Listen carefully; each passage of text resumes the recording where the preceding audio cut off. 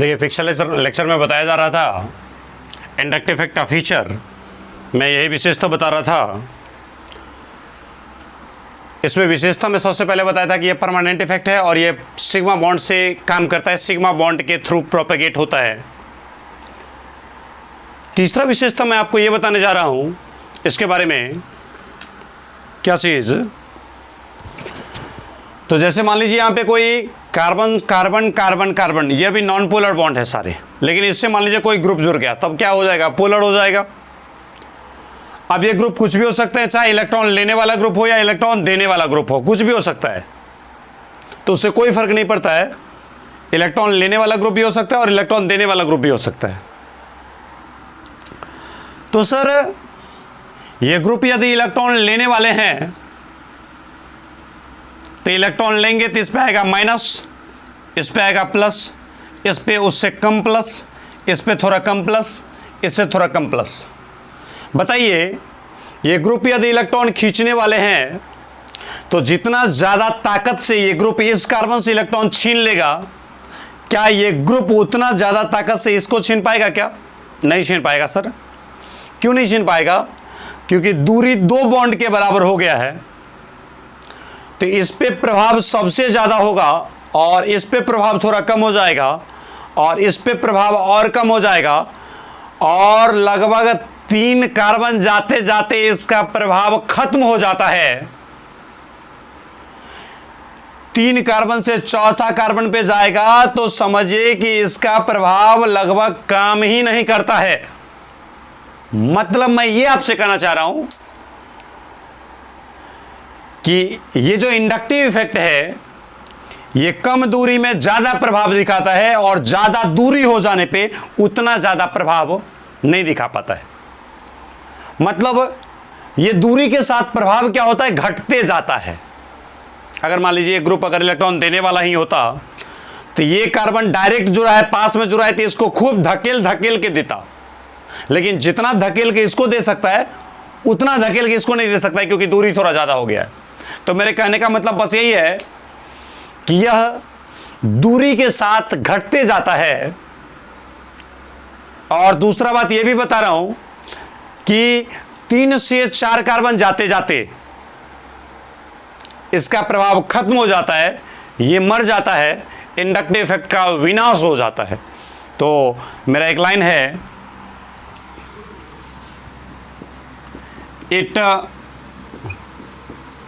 decreases with distance,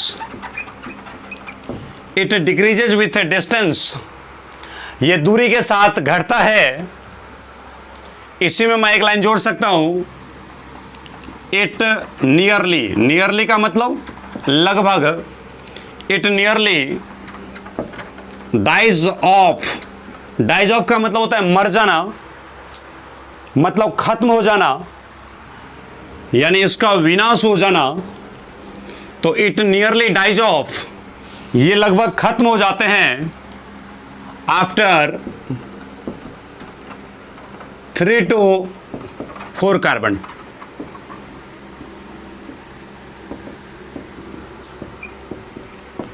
तीन से 4 carbon की दूरी जाते जाते इसका प्रभाव लगभग खत्म हो जाता है।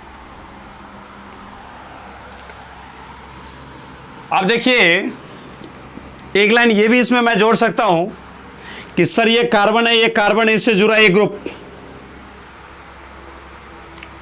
आप इसमें ये चीज देखिए कि ये ग्रुप अगर इलेक्ट्रॉन लेने वाला है तो इस पे आता है डेल माइनस, इस पे आता है डेल प्लस। तो आप ही सोचिए ना कि इसमें इलेक्ट्रॉन कितना देता है, ज्यादा देता है कि कम देता है? सर डेल माइनस का मतलब कम। कितना कम? तो जितना जितना कम सोच सकते हो उससे थोड़ा और कम। डेल प्लस, ये पॉजिटिव चार्ज के मैग्नीट्यूड की अगर तुलना किया जाए कि सर ये कितना पॉजिटिव है, पॉजिटिव बता रहा है पॉजिटिव, लेकिन डेल पॉजिटिव का मतलब पॉजिटिव की मात्रा काफी कम है। कितना कम है? तो जितना कम से कम आप सोच सकते हैं उससे भी कम है। तो सिंपल सा लाइन समझिए कि यहां पे जो चार्ज है ये नगण्य के बराबर है, काफी कम है, यानी inductive effect is a very very weak effect, ये कमजोर इफेक्ट होता है। तो लिखते हैं एक line, it is a weak effect, it is a weak effect. ये अपने आप में एक कमजोर इफेक्ट होता है, क्योंकि इसमें सिंपल सा लाइन पार्शियल पॉजिटिव आता है, पार्शियल निगेटिव आता है। वीक इफेक्ट क्यों बोल रहे हैं, तो इसका वजह यही है कि देखिए ये ग्रुप यदि इलेक्ट्रॉन लेने वाला है तो ग्रुप इलेक्ट्रॉन लेगा तो इस पे आएगा डेल माइनस, इस पे आएगा डेल प्लस, इससे कमी होगा तो इस पे आएगा डबल डेल प्लस। यहां पे डैश लगा दिया डिफरेंट करने के लिए। तो बताइए इसमें ये कार्बन इलेक्ट्रॉन दे रहा है और ग्रुप ये इलेक्ट्रॉन ले रहा है, क्या लग रहा है ये कार्बन अपना पूरा इलेक्ट्रॉन लेकर के इस ग्रुप को दे देता है क्या? नहीं देता है सर, थोड़ा सा इलेक्ट्रॉन देता है और ये ग्रुप थोड़ा सा इलेक्ट्रॉन खींचता है, लेता है। मतलब यहां पे इलेक्ट्रॉन का कंप्लीट ट्रांसफर नहीं होता है, पूरा का पूरा ये कार्बन अपना इलेक्ट्रॉन लेके इस ग्रुप को नहीं दिया। अगर पूरा दे देता तो कार्बन पे आ जाता प्लस और ग्रुप पे आ जाता कंप्लीट माइनस, और तब यहां पे बॉन्ड ही टूट जाता, इंडक्टिव इफेक्ट डिसरप्ट हो जाते हैं, बर्बाद हो जाते हैं। लेकिन ऐसा नहीं होता है, बस इलेक्ट्रॉन का आंशिक ट्रांसफर होता है, थोड़ा सा मात्रा में ट्रांसफर होता है। तो हम इसको ऐसे लिख सकते हैं, it is due to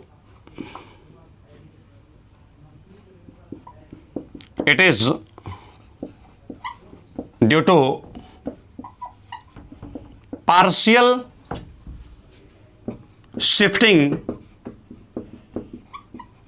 of electrons and not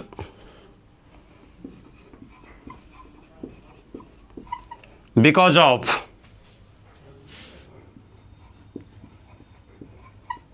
complete transfer of electron. देखिए लाइन क्या समझा रहा है, it is due to partial shifting of electron, यह इलेक्ट्रॉन के पार्शियल शिफ्टिंग के कारण होता है। पार्शियल शिफ्टिंग का मतलब होता है थोड़ा सा इलेक्ट्रॉन का ट्रांसफर होना, थोड़ा सा इलेक्ट्रॉन का घसक जाना, and not because of complete transfer of electron, electron के कंप्लीट ट्रांसफर के कारण यह नहीं होता है। लाइन देख लीजिए, it is due to partial shifting of electron, यह इलेक्ट्रॉन के पार्शियल शिफ्टिंग आंशिक शिफ्टिंग के कारण होता है कि इलेक्ट्रॉन थोड़ा सा ये लेके इधर खसका दिया तो थोड़ा सा इसे कमी महसूस होने लगा और थोड़ा सा नाम मात्र इसे अधिकता महसूस होने लगा। Not because of complete transfer of electron, ये इंडक्टिव इफेक्ट इस कारण से नहीं होता है कि यहां पे इलेक्ट्रॉन का कंप्लीट ट्रांसफर हो जाता है।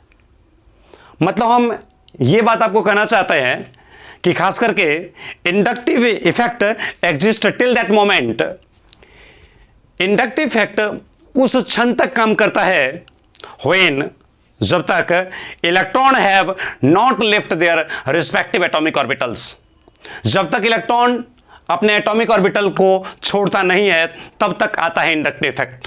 देखिए मैं क्या समझाता हूं, पार्शियल शिफ्टिंग इलेक्ट्रॉन का मतलब यह हुआ कि ये एटम अपने इलेक्ट्रॉन को अपने ही ऑर्बिटल में रखेगा, ये एटम अपने इलेक्ट्रॉन को अपने ही ऑर्बिटल में रखेगा, लेकिन ये ग्रुप इलेक्ट्रॉन लेगा और ये ग्रुप इलेक्ट्रॉन देगा। तो कैसे लेन देन होगा, इलेक्ट्रॉन रहेगा यहीं पे, लेकिन बस कुछ इलेक्ट्रॉन की आबादी इस कार्बन से ग्रुप की तरफ चला जाएगा। मतलब ऐसा नहीं हो सकता है कि ये इलेक्ट्रॉन इस कार्बन के ऑर्बिटल से उठ करके इस ग्रुप के ऑर्बिटल में चले जाएंगे, ऐसा नहीं हो सकता है। तब तो हो जाएगा कंप्लीट ट्रांसफर ऑफ इलेक्ट्रॉन्स। और इंडक्टिव इफेक्ट तो तभी तक काम करेगा जब तक सबका अपना अपना इलेक्ट्रॉन रहेगा, बस इसका इलेक्ट्रॉन का थोड़ा सा आबादी इधर की तरफ शिफ्ट करेगा, तभी तक इंडक्टिव इफेक्ट काम करेगा। और जैसे ही ये इलेक्ट्रॉन यहां से उठ के यहां चला गया, इंडक्टिव इफेक्ट का विनाश हो गया, क्योंकि बॉन्ड ही तो टूट गया ना।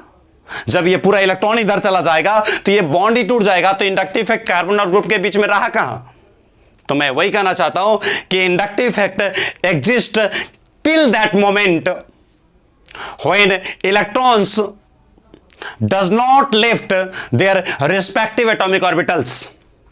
इंडक्टिव इफेक्ट उस क्षण तक काम करता है जब तक इलेक्ट्रॉन अपने ऑर्बिटल में रहता है।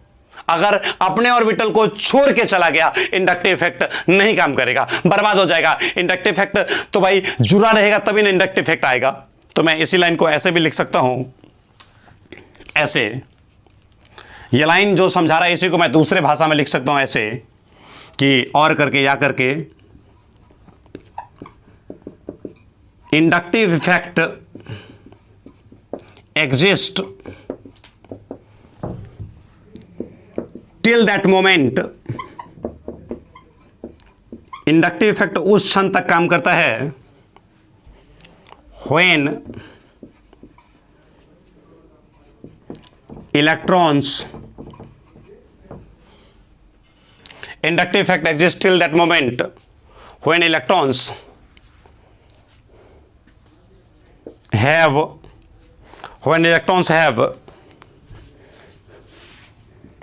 not left their respective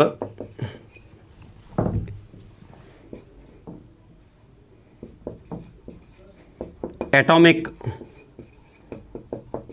orbitals. देखिए लाइन क्या बता रहा है, लाइन ये बता रहा है कि inductive effect exist till that moment.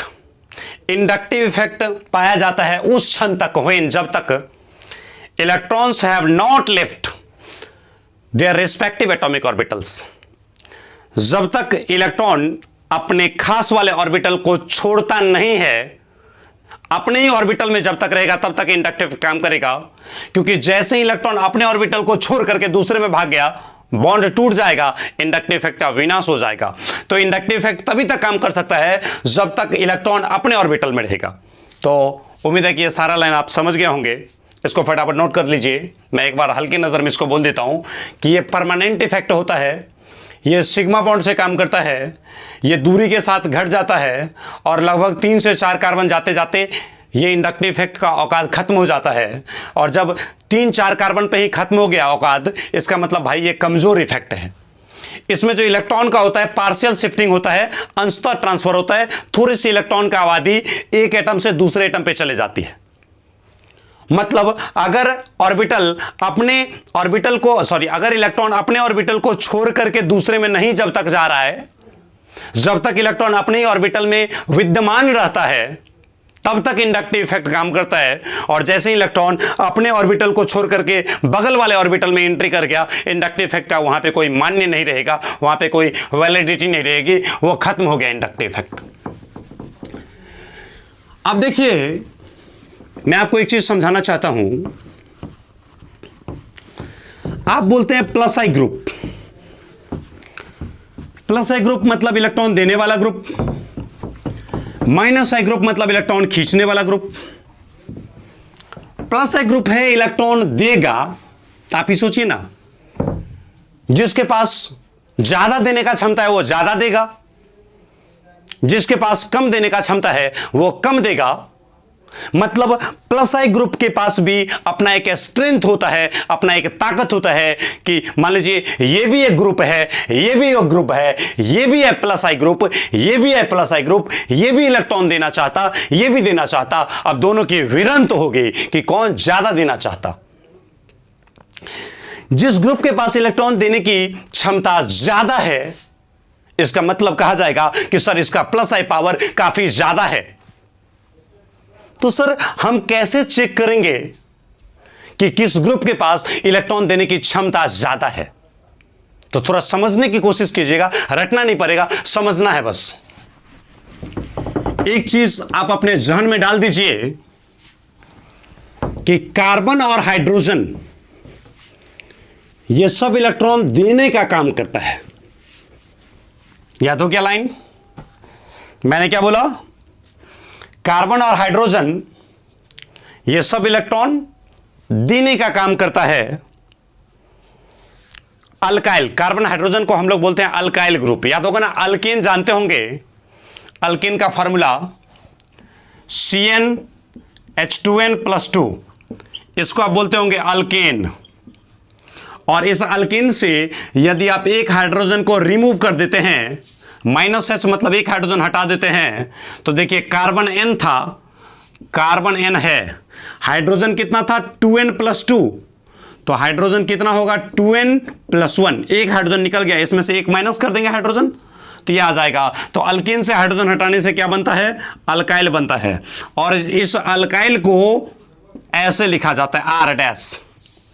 अब इस अल्केन में अगर हाइड्रोजन जोड़ते हैं, अल्काइल में हाइड्रोजन जोड़ते हैं तो अल्केन बनता है। इसका मतलब R में अगर H को जोड़ेंगे तो अल्केन बनेगा, इसलिए अल्केन का सिंबल हम लोग इस्तेमाल करेंगे RH। और कहीं पे अगर R और ऐसे डंडा फ्री कहा जाए, मतलब इसको कहा जाता है फ्री वैलेंसी, तो अगर R फ्री वैलेंसी कहीं पे लिखा रहे तो समझिए किसको इंडिकेट कर रहा है, अल्काइल को। सर अल्काइल में क्या होता है, तो कार्बन होता है और हाइड्रोजन होता है। अल्केन में जितना कार्बन होता है अल्काइल में भी उतना ही कार्बन होता है, लेकिन अल्केन से एक हाइड्रोजन कम होता है अल्काइल में। और अल्काइल का सिंबल हम लोग क्या इस्तेमाल करते हैं, R फ्री वैलेंसी से। तो एक बात समझिए कि कार्बन और हाइड्रोजन ये सब इलेक्ट्रॉन देने का काम करता है, और अगर ये इलेक्ट्रॉन देने का काम करता है तो इसका नाम रखा जाएगा +I ग्रुप। हम ये देखने की कोशिश कर रहे हैं कि आखिर ये +I ग्रुप अगर है तो कई सारे +I ग्रुप अगर लाइन में आ जाए, तो +I ग्रुप का मतलब ही होता है इलेक्ट्रॉन देने वाले ग्रुप। तो कई सारे ग्रुप अगर लाइन में खड़े हो जाए कि भाई हम भी है +I, हम भी है +I, हम भी है +I, तो हम कैसे चेक करेंगे कि किस ग्रुप का इलेक्ट्रॉन देने की क्षमता ज्यादा है और किस ग्रुप का इलेक्ट्रॉन देने की क्षमता कम है। जिसका इलेक्ट्रॉन देने की क्षमता ज्यादा है बोलेंगे इसका +I पावर ज्यादा है, और जिस ग्रुप का इलेक्ट्रॉन देने की क्षमता कम होगा तो कहा जाएगा इसका +I पावर यानी +I स्ट्रेंथ कम है, यानी यह कमजोर ग्रुप है। तो एक बात आप ध्यान में डाल दीजिए कि कार्बन और हाइड्रोजन ये सब इलेक्ट्रॉन डोनर की तरह काम करते हैं, इलेक्ट्रॉन देने वाले की तरह काम करते हैं।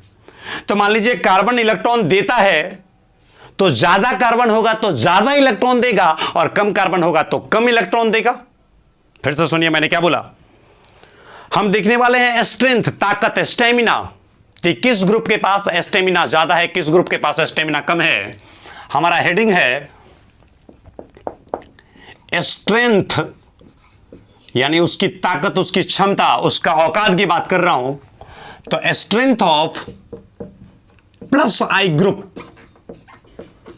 +I ग्रुप का क्या स्ट्रेंथ है।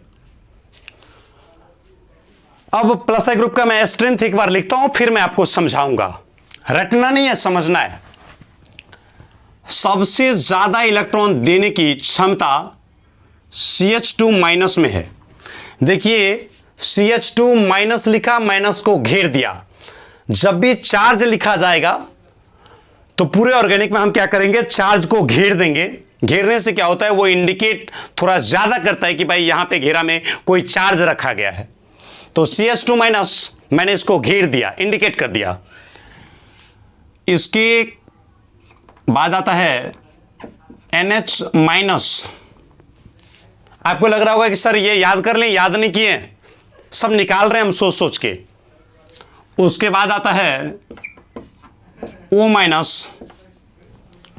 उसके बाद आता है C≡O, O-। उसके बाद आता है C। उसके बाद आता है C फ्री वैलेंसी। उसके बाद आता है CC। उसके बाद आता है C। उसके बाद आता है T। उसके बाद आता है D। उसके बाद आता है H। ये आपको स्ट्रेंथ ऑफ +I ग्रुप है। अब ये आपको समझना है, रटना नहीं है। तो देखिए मैं कैसे समझाता हूं, थोड़ा समझिएगा, थोड़ा मेहनत तो लगेगा ही आपको। ये टी देखिए, ये टी जो है ये बता रहा है किसको? ट्रिशियम को। आप 11th में पढ़े होंगे हाइड्रोजन नाम का चैप्टर, तो उसमें आपको यह बताया होगा कि हाइड्रोजन के अपने आइसोटोप्स होते हैं, प्रोटियम, ड्यूटेरियम, ट्रिशियम। तो ये सभी हाइड्रोजन के ही आइसोटोप्स हैं। इसका नाम रखा जाता है प्रोटियम, इसका नाम रखा जाता है ड्यूटेरियम, और इसका नाम रखा जाता है ट्रिशियम। अब देखिए मैं इसको समझाता हूं, थोड़ा समझिएगा। पहले मैं इन तीनों को समझाता हूं, फिर इन सबको समझाऊंगा। कहीं ना कहीं से तो मुझे समझाना शुरू करना पड़ेगा, तो मैं यहीं से समझाने की कोशिश करता हूं। ध्यान देना, थोड़ा सा दिमाग लगाएंगे तो आप भी समझ सकते हैं। सर ये प्रोटियम, ड्यूटेरियम, ट्रिशियम ये सभी हाइड्रोजन के आइसोटोप्स हैं। सबका एटॉमिक नंबर सेम है, लेकिन सबके मास नंबर अलग अलग हैं। सर प्रोटियम है, ड्यूटेरियम है, ट्रिशियम है। प्रोटियम का मास नंबर 1 होता है, ड्यूटेरियम का मास नंबर 2 होता है, और ट्रिशियम का मास नंबर 3 होता है। ऐसे लिखते हैं, समझिएगा थोड़ा सा। ये रहा ट्रिशियम, इसका मास नंबर 3, ये रहा ड्यूटेरियम मास नंबर 2, और ये रहा प्रोटियम मास नंबर 1। आप अगर फिजिक्स में टॉपिक पढ़े होंगे स्प्रिंग, और स्प्रिंग में आप फार्मूला पढ़े होंगे फ्रीक्वेंसी बराबर 1/2 पाई रूट अंडर K/m। ये फिजिक्स के स्प्रिंग का फार्मूला है। अब देखिए, जैसे आप बोलते हैं कि ए और बी के बीच में कोई बॉन्ड है। देखिए यही समझाने में काफी ज्यादा वक्त लगता है, क्योंकि जीओसी पूरे ऑर्गेनिक की बैकबोन है। अगर आप जीओसी समझ जाते हैं तो हमें नहीं लगता है कि ऑर्गेनिक में कहीं पे दिक्कतें आने वाली है। आप अगर रेगुलर रहेंगे तो समझेंगे ही, बशर्ते कि आपको जीओसी आना चाहिए। ए और बी के बीच में बॉन्ड है, यानी ए बी के द्वारा अट्रैक्टेड है, बी ए के द्वारा अट्रैक्टेड है। यानी ये बॉन्ड क्या है? एक प्रकार का लिंकेज है कि ए का और बी का अब मनमर्जी नहीं चलेगा। ए किससे फंसा हुआ है? बी से फंसा हुआ है, और बी किससे फंसा हुआ है? ए से फंसा हुआ है। बी अगर कहीं जाना भी चाहेगा तो ए रोकेगा, बे किधर जा रहा है, और अगर ए ही कहीं जाना चाहेगा तो बी उसको पकड़ेगा, भाई तुम मुझे छोड़ के नहीं जा सकते हो। तो सर ए और बी के बीच में ये लिंकेज है। अब देखिए बॉन्ड तो किसी को दिखता नहीं है, बॉन्ड किसी को दिखता तो नहीं है, लेकिन अगर आप फॉरेन ऑथर की किताब देखेंगे, जो मैगे वाले किताब होते हैं ओरिजिनल प्रिंट, तो उसमें देखिएगा जिसको आप ए बॉन्ड बी लिख रहे हैं उसको उसी किताब में ऐसे लिखा जाता है, ऐसे ऐसे ए बॉन्ड बी। सर ये जो बॉन्ड है, ये बॉन्ड एक लिंकेज है, और वो लिंकेज किस तरह से काम कर रहा है? As like a spring. A B के बीच में यहां पे कोवलेंट बॉन्ड है, सिंगल बॉन्ड है, और उसी को फॉरेन ऑथर लोग रिप्रेजेंट कैसे ऐसे करते हैं, ए स्प्रिंग बी। यानी ये फ्लेक्सिबल नेचर के होते हैं, और मैक्सिमम जितना दूर तक ये लमड़ सकता है वही इसकी बॉन्ड लेंथ बन जाता है। अलग अलग सराउंडिंग में ये फ्लेक्सिबल नेचर के होते हैं। तो मतलब मैं ये कहना चाह रहा हूं कि bond acts as a spring. Bond एक स्प्रिंग की भांति काम करता है, और अगर यह स्प्रिंग की भांति काम करता है तो इसमें हम स्प्रिंग का फॉर्मूला अप्लाई कर सकते हैं। ये फ्रीक्वेंसी है। फ्रीक्वेंसी का मतलब समझिए मूवमेंट। जैसे मान लीजिए आप अपने घर में आपके पंखे होंगे, सीलिंग फैन, कभी कभी पंखा खराब हो जाता है तो देखते होंगे जैसे वहां से स्विच ऑन करते हैं तो पंखा ऐसे ऐसे घूमता है, ऐसे ऐसे घूमता है। मतलब समझिए 1 मिनट में मात्र 4 बार घूमा। 1 मिनट पूरा समय लिया तो 4 बार घूमा। इसका मतलब यह निकला भाई कि इसका फ्रीक्वेंसी अभी कुछ कम हो गया है। तो आप कंडेंसर चेंज करते होंगे तो फिर से वो 1 मिनट में आप काफी तेजी से घूमने लगा, इसका मतलब इसका फ्रीक्वेंसी ज्यादा हो गया। तो फ्रीक्वेंसी ऐसे हम बता रहे हैं कि मान लीजिए ये ए है और यहां पे बी है, और ए, ये रहा ए, और ये रहा बॉन्ड स्प्रिंग, और ये रहा बी। तो ए बी से ऐसे ऐसे हिल रहा है, ऐसे ऐसे। तो बताइए हिलने का फ्रीक्वेंसी, हिलने का रफ्तार काफी कम है। लेकिन यदि ए बी के साथ ऐसे ऐसे हिलने लगे तो बताइए हिलने का रफ्तार क्या है? ज्यादा है, इसका फ्रीक्वेंसी क्या है? ज्यादा है। अब जरा सोचिए, यह फ्रीक्वेंसी, फ्रीक्वेंसी अगर कम रहेगा, मान लीजिए ये एटम ए है और यहां पे एटम बी है, इसके बीच में बॉन्ड है, तो फ्रीक्वेंसी यदि कम रहेगा तो ये ए इस बी के साथ टाइटली बंधे होंगे और बिल्कुल धीरे से ऐसे मूव करेगा। फ्रीक्वेंसी अगर कम होगा तो बिल्कुल ये घूम नहीं पाएगा तेजी से, क्योंकि फ्रीक्वेंसी इसका कम है।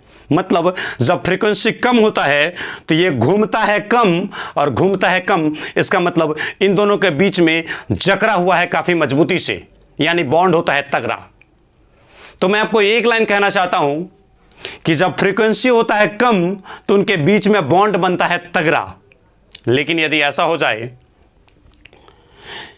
कि फ्रीक्वेंसी हो जाए ज्यादा तो घूमेगा ज्यादा, और घूमेगा ज्यादा तो बताइए उतना ज्यादा मजबूती से ए बी को जकड़ के नहीं रख पाएगा। यानी मजबूत बॉन्ड बनाने के लिए क्या होने चाहिए? तो मजबूत बॉन्ड बनाने के लिए एकदम जकड़ा हुआ चलना चाहिए, और जब एक दूसरे को जकड़ा हुआ रहेगा तो यह आसानी से घूम नहीं सकता है, मतलब इसका फ्रीक्वेंसी होगा कम। सुनिए लाइन मैंने क्या बोल दिया। ये दो तो मैथमेटिकल नंबर है, कांस्टेंट है पाई 3.14 यानी 22/7, ये भी मैथमेटिकल नंबर हो गया, तो ये भी कांस्टेंट हो गया। के आपका कांस्टेंट ही है, एम है मास। तो आप देख सकते हैं कि फ्रीक्वेंसी है ऊपर और मास है नीचे। तो फ्रीक्वेंसी का मास के साथ इनवर्सली स्क्वायर रूट है, यानी जिसका मास होगा ज्यादा उसका फ्रीक्वेंसी होगा कम, क्योंकि उल्टा संबंध है, और जिसका मास होगा कम उसका फ्रीक्वेंसी होगा ज्यादा। अब सोचिए फ्रीक्वेंसी होगा ज्यादा तो घूमेगा ज्यादा, और घूमेगा ज्यादा तो इसका मतलब इसके बीच में बॉन्ड की मजबूती होगा कम, और जब मजबूती है कम तो भाई इलेक्ट्रॉन दे ही नहीं पाएगा। इलेक्ट्रॉन देने के लिए तो पहले दोनों एटम को एक दूसरे के साथ फंसना पड़ता है, एक दूसरे के साथ अटैच होने पड़ते हैं, और जब बेहतर ढंग से अटैच हो जाएगा तब जाके इलेक्ट्रॉन पुश करेगा। तो मेरे कहने का मतलब यही है कि सर जिसका मास होगा ज्यादा उसका फ्रीक्वेंसी होगा कम, और फ्रीक्वेंसी होगा कम तो बॉन्ड बनेगा तगड़ा, और बॉन्ड बनेगा तगड़ा तो इलेक्ट्रॉन आसानी से दे सकता है।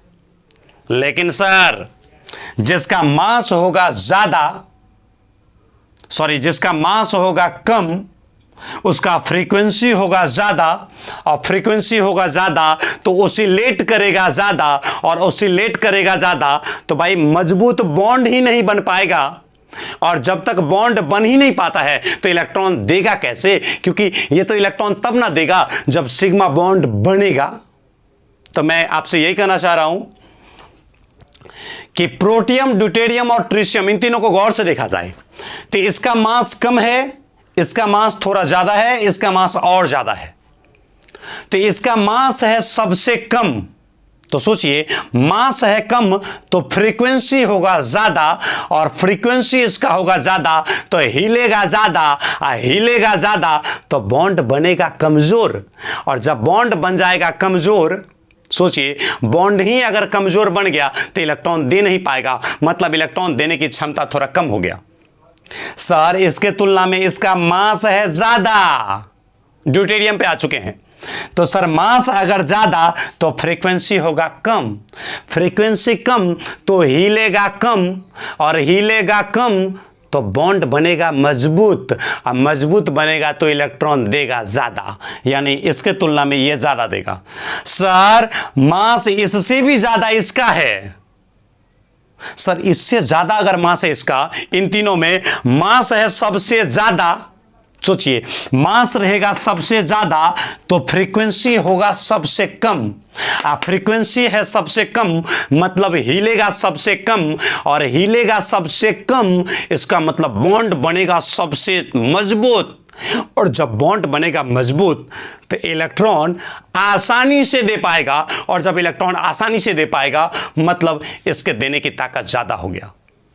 तो इस तरीके से आप समझ चुके हैं कि सर प्रोटियम, ड्यूटेरियम और ट्रिशियम, इन तीनों को अगर देने की ताकत में टक्कर किया जाए कि भाई प्रोटियम, ड्यूटेरियम, ट्रिशियम, इन तीनों में ज्यादा इलेक्ट्रॉन कौन देगा, तो ट्रिशियम बोलेगा हम हैं पावरफुल, हम वजनदार है, जिसके साथ एक बार जुड़ेंगे हिलने के लिए कुछ तैयार नहीं होंगे, और जब मजबूती से बॉन्ड बना लेंगे तो आसानी से इलेक्ट्रॉन डोनेट करेंगे। अब देखिएगा फिर से लाइन, तो प्रोटियम, ड्यूटेरियम, ट्रिशियम, प्रोटियम, ड्यूटेरियम, ट्रिशियम में प्रोटियम सबसे कम देगा, ड्यूटेरियम उससे ज्यादा देगा, ट्रिशियम उससे भी ज्यादा देगा। अब आप देख सकते हैं कार्बन, कार्बन है कुछ भी है तो भाई कार्बन का एक फ्री वैलेंसी है। कार्बन कितना बॉन्ड बनाता है, 4 बॉन्ड, तो इसके पास कम से कम 3 हाइड्रोजन तो इसके पास छुपा हुआ है। तो भाई कुछ भी है तो ये जाति हाइड्रोजन का ही है ना, तो भाई ये भी हाइड्रोजन का ही जाति है, ये भी हाइड्रोजन का ही भाई है, ये भी हाइड्रोजन का ही भाई है, तो ये सब अभी अकेला भाई है। लेकिन इस कार्बन के पास देखा जाए कितने भाई हो जाएंगे, तो एक कार्बन भी देने के लिए तैयार है। आपको पता है ना कि कार्बन और हाइड्रोजन इलेक्ट्रॉन देता है, तो ये कार्बन भी इलेक्ट्रॉन देने के लिए तैयार है, और ऊपर से कार्बन जब 4 बॉन्ड बनाता है तो एक फ्री वैलेंसी है, तो 3 हाइड्रोजन और होगा इसके पास। तो कुछ भी है तो ये सब अकेला है, और यहां पे 3 हाइड्रोजन और है, एक तो कार्बन हुआ, 3 हाइड्रोजन हुआ, चारों मिलकर एकदम धक्का धक देगा। तो कुछ भी है तो ये सब अकेले देने वाले हैं, और ये 4 परिवार मिलकर दे रहा है, तो ऑलरेडी इन तीनों के तुलना में इसका देने का ताकत तो थोड़ा सा ज्यादा होगा, क्योंकि ये सब अकेला देने के लिए तैयार है और ये 100 परिवार आमंत्रित है देने के लिए, तो ऑलरेडी इसका देने का ताकत ज्यादा हो जाएगा।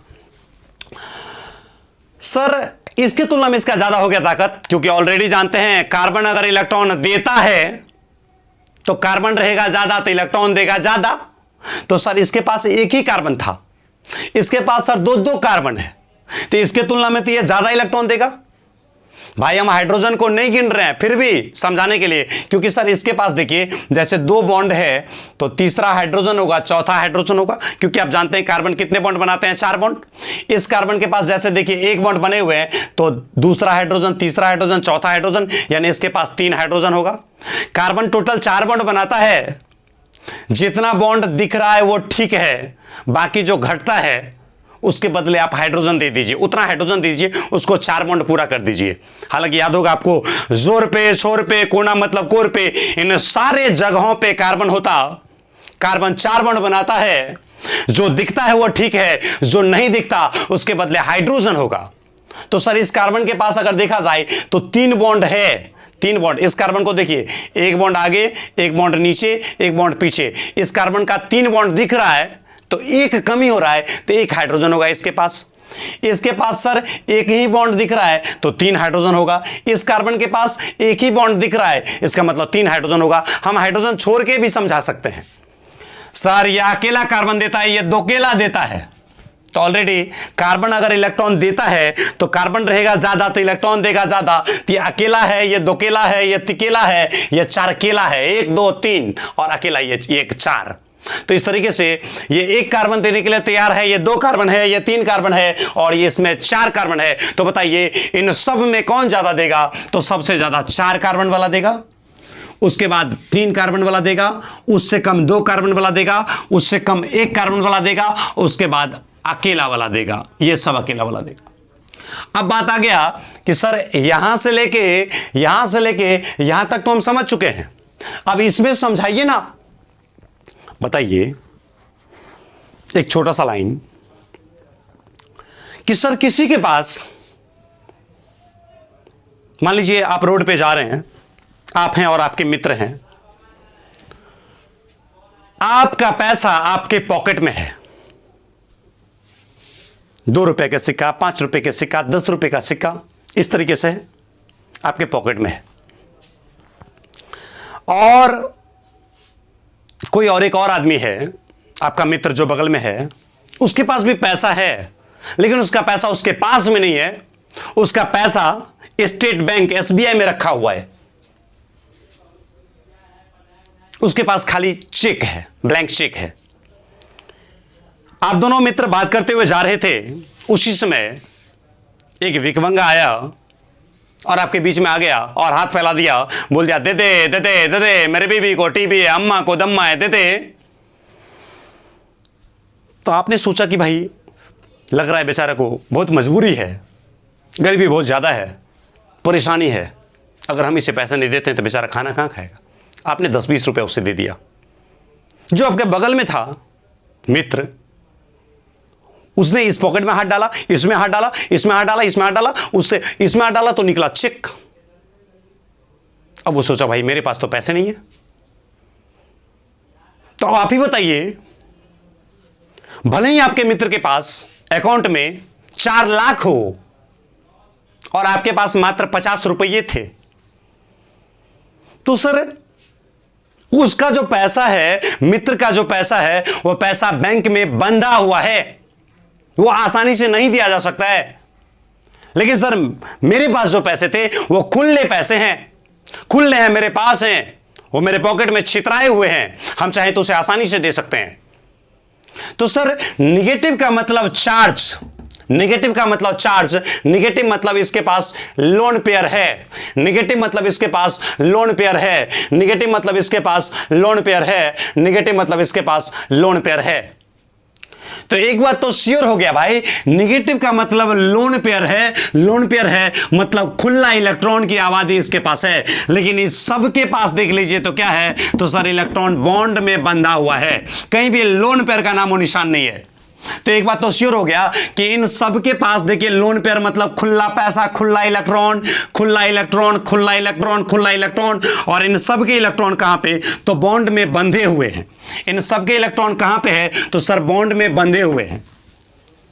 तो कुछ भी है भाई, तो इसका इलेक्ट्रॉन बॉन्ड में बंधा हुआ है और इन सब के पास खुला इलेक्ट्रॉन है, तो ज्यादा देने की ताकत किस में होगा, जिसका इलेक्ट्रॉन बॉन्ड में बंधा हुआ है या जिसका इलेक्ट्रॉन उसके पॉकेट में खुला पड़ा हुआ है। तो आप बोलेंगे भाई जिसका इलेक्ट्रॉन सर उसके पॉकेट में खुला पड़ा हुआ है उसके देने की टेंडेंसी थोड़ा ज्यादा है।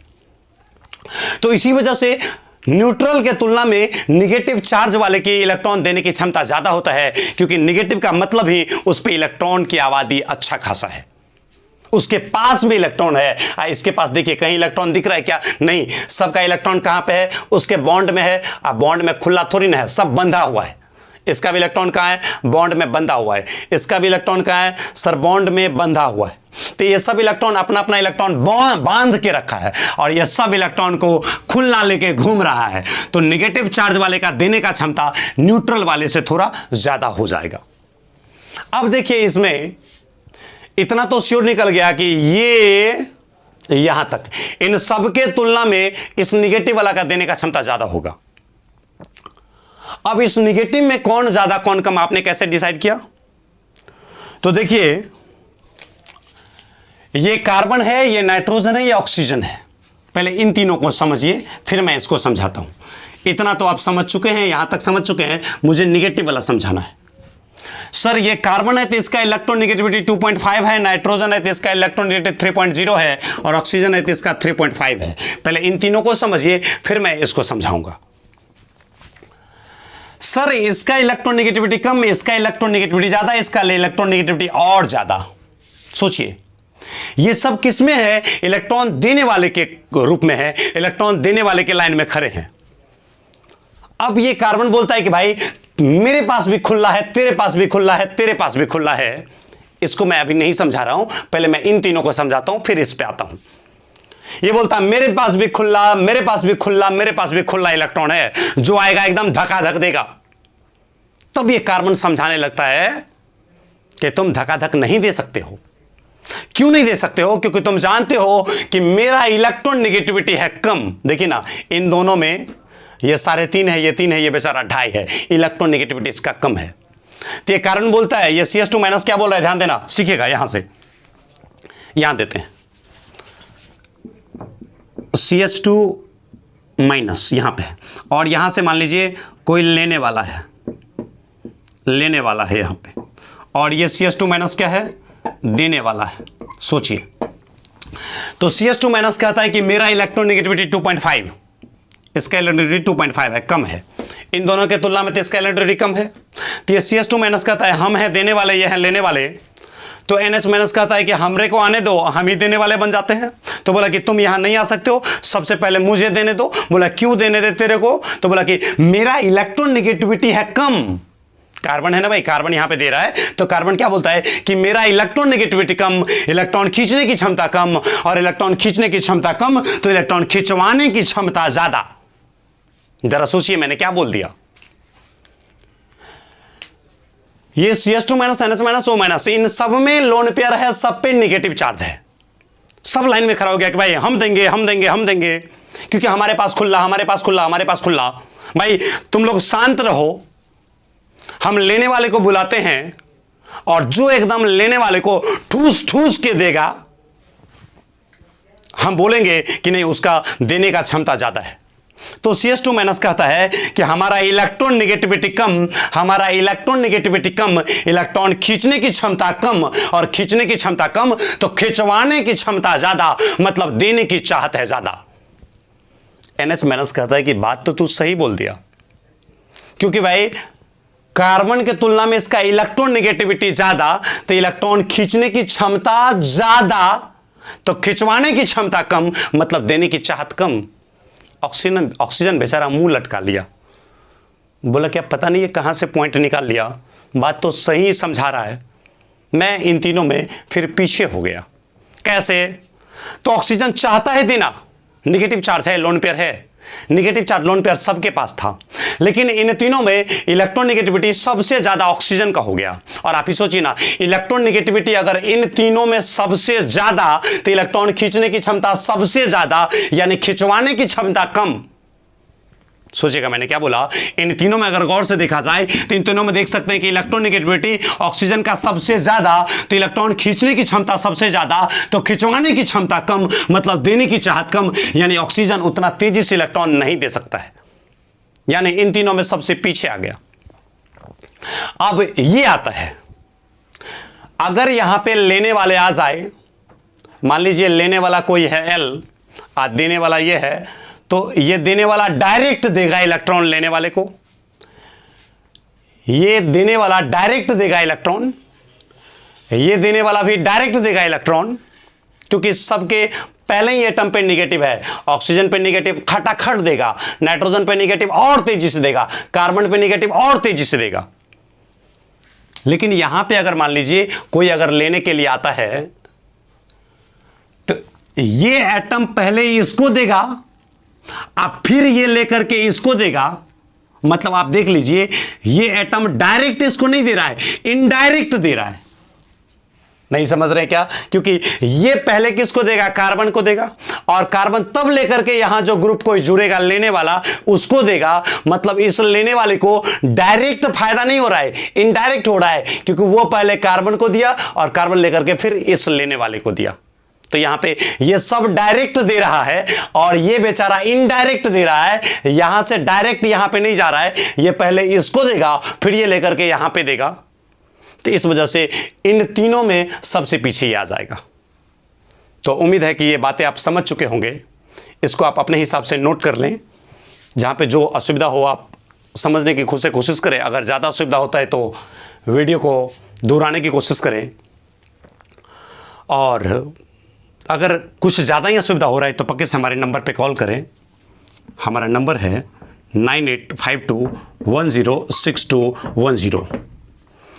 हमारे 12वीं के एक फ्रेश बैच आने वाले हैं 12 से 1 में, और ऑर्गेनिक केमिस्ट्री भी स्टार्ट होने ही वाले हैं, जस्ट में स्टार्ट हो जाएगा।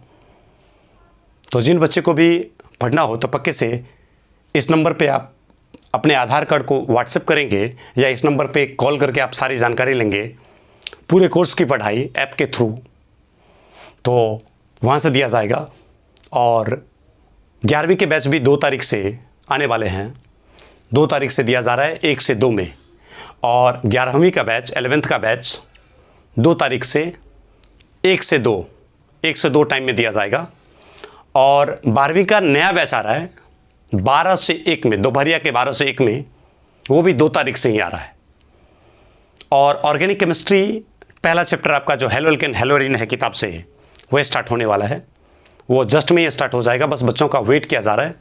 2 बैच हमारे चल रहे हैं, एक सुबह 7 से 8 12वीं का, और फिर दोपहर 2 से 3 ये भी 12वीं का, और तीसरा हमारा 12वीं का बैच आने वाला है वो दोपहरिया के 12 से 1 में, और 11th का फ्रेश बैच आने वाला है 1 से 2 में। कुछ भी अगर आपको जानकारी लेना हो तो पक्के से इस नंबर पे आप अवश्य कॉल करें, और अगर ये वीडियो पसंद आई हो तो पक्के से लाइक करना ना भूलें, हमारे वीडियो को अवश्य लाइक करें। मिलते फिर से इससे अगले टॉपिक को लेकर के अगले वीडियो में। Thank you.